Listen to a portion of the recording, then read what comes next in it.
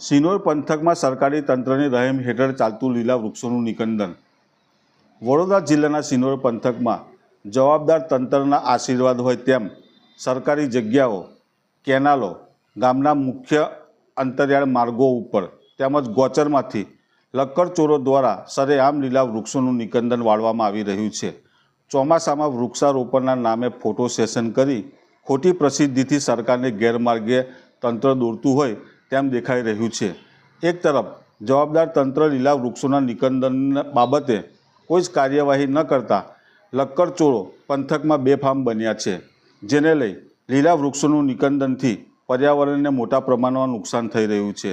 વહેલી તકે તંત્ર આવા ઈસમો સામે લાલ આંખ કરે તેવી લોકમાંગ પંથકમાં ઉઠવા પામી છે।